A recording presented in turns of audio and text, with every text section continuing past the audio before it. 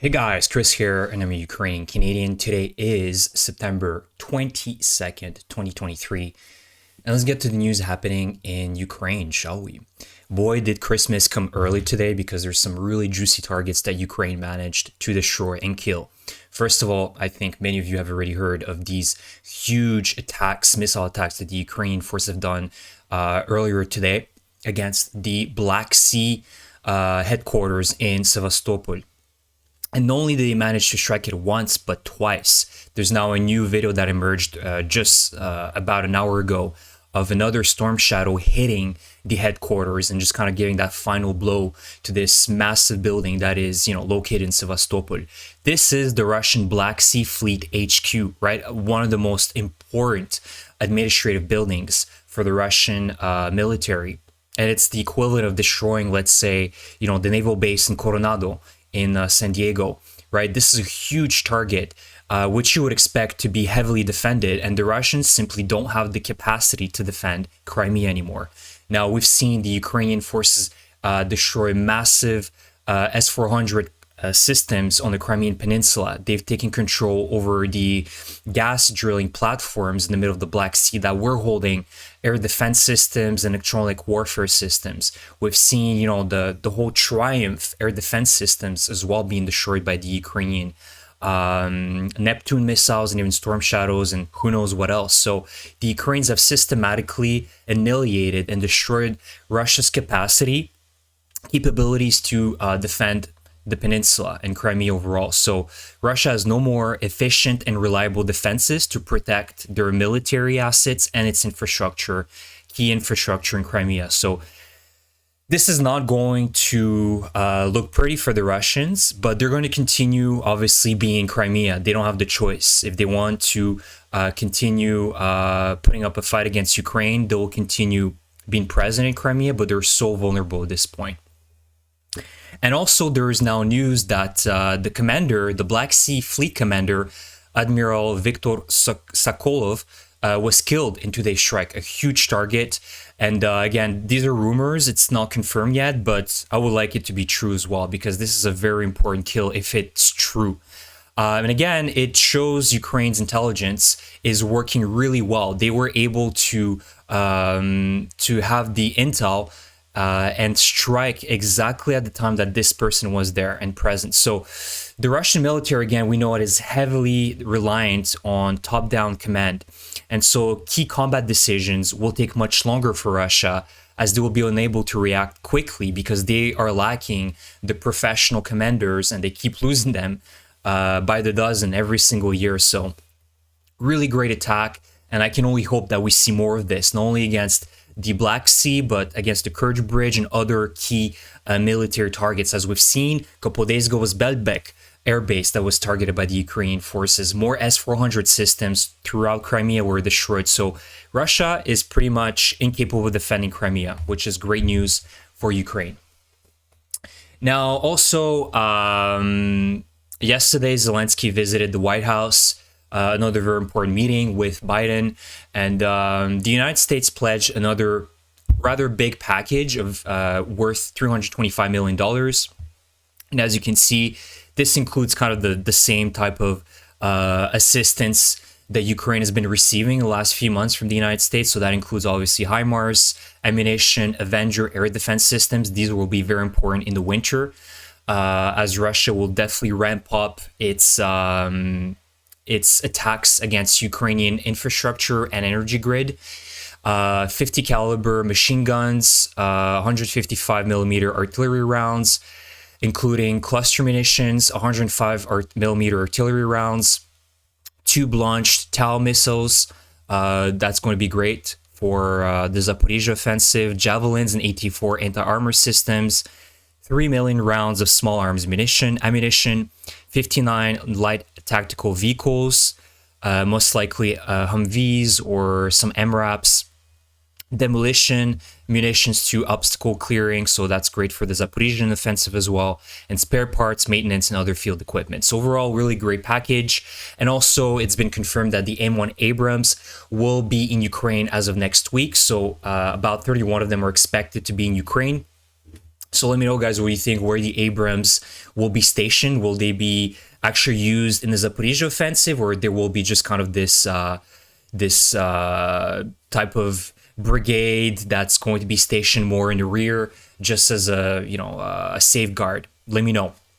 There's also rumors during this meeting that Zelensky and Biden had yesterday that the Biden administration has been really pressuring Zelensky against to do more to clear house against within the government of Ukraine, right? That means the oligarchs, the corrupt judges, the ministers, and just having more accountability. And I fully agree with that, right? The United States and other allies are providing a lot of key assistance. And so it's really important that not only is that assistance being used correctly, but also that the current government and the institutions become stronger. That means getting rid of the oligarchs, and there's many of them. There's Akhmetov, there's Kolomoisky, and the list goes on. They need to be jailed at the very minimum. And so I think that there needs to be accountability as well within Zelensky's party and other parties to do more to get rid of corruption within Ukraine. So I think that's positive. And in that, I also see perhaps the United States kind of leveraging this help to tell them, look, we are providing you help, but take into account that it's not unlimited, and we need to see more work from Ukraine being done in terms of getting rid of corruption. So I fully support that, and I hope that Zelensky got the message, and his ministers as well, to do more within the government to clear house and get rid of all these people that have been putting sticks in Ukraine advancing forward as a democratic nation. And just a last little slide for you guys, because I think it's really important as well to understand that Russia's also been upping its missile attacks against Ukrainian cities in the last few weeks. And you can see the flight path of these cruise missiles that Russia's been launching have been pretty chaotic. As you can see, it enters through eastern Ukraine, Donbass, through Dnipropetrovsk, then it flies, and then it kind of can switch its path. And that makes the job very, very difficult for the Ukraine air defense to be able to counter these cruise missiles. And let's face it, the Russians have been able to study Ukraine's air defense system. Sometimes they even launch, their airplanes just to create these fake air alerts. They don't even launch the missiles, and then they can see how Ukraine reacts to it. So Russia is no dummy. Let's face it, they have a mighty army, and they're still capable of adapting and trying to figure out how they can best attack Ukrainian cities and conduct these terrorist attacks in Ukraine. And so I'm expecting the next few weeks, if not months as well, to see Russia increase its level of missile attacks, especially during the winter. They're planning to double down on destroying the Ukraine energy grid, continuously attack maternity wards, schools, hospitals, and just key infrastructure where civilians roam. So pure terrorist attacks, but that's how Russia's going to roll, and we have to expect that. And I can only hope that the allies are going to provide more anti-air defense systems to Ukraine, so we can the Ukraine air defense system can target and destroy and eliminate as many of these missiles as possible. So that's just a little indication to how the Russians have been able to adapt their cruise missiles and the flight path of the cruise missiles as well. So the one last update I wanted to do is in the map. So we already know the good news of today. The HQ, the Black Sea HQ, was pretty much destroyed. It's unusable, and rumors are now that are flying around that the admiral, the main commander of the Black Sea Fleet, has been killed. But just wanted to turn your attention towards Orikhiv, because there's been some more Ukrainian liberation the last few days. So you can see that the Ukrainians have now pushed out the Russians more and more towards Novoprokopivka in the south of Robotine.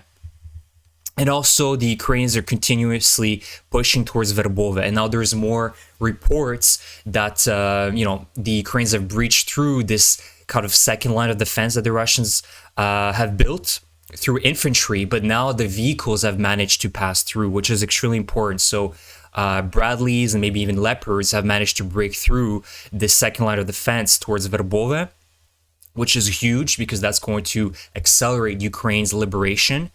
But yet again, winter is coming, so things might slow down in the next few weeks as we're approaching November, December, and I'm expecting that things might potentially slow down.